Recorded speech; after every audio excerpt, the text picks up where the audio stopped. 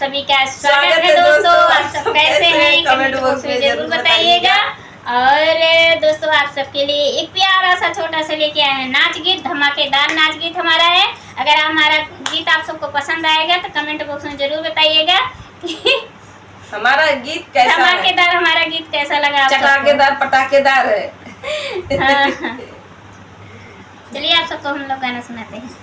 जब रेलिया गरदा उड़ावे तब सुधिया बालम के आवे। जब रेलिया गरदा उड़ावे तब सुधिया बालम के आवे। 4 महीना राजा गर्मी के दिनवा, 4 महीना राजा गर्मी के दिनवा। जब केहू बेनिया डोलावे तब सुधिया बालम के आवे। जब केहू बेनिया डोलावे तब सुधिया बालम के आवे।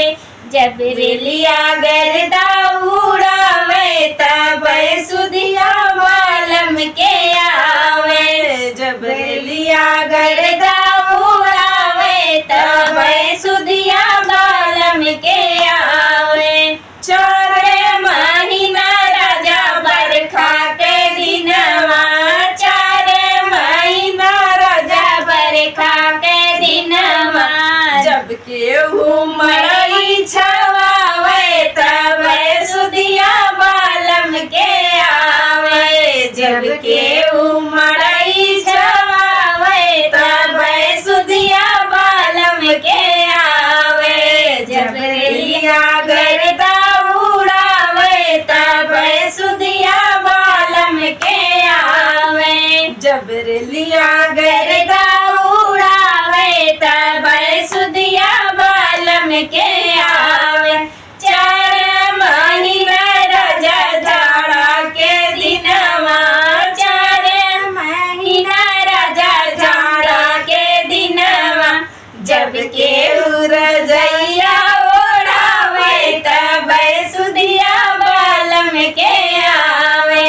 जब केहू रजैया ओढ़ावे तब सुधिया बालम के आवे। जब रेलिया गरदा उड़ावे तब सुधिया बालम के आवे। जब रेलिया गरदा उड़ावे तब सुधिया बालम के आवे।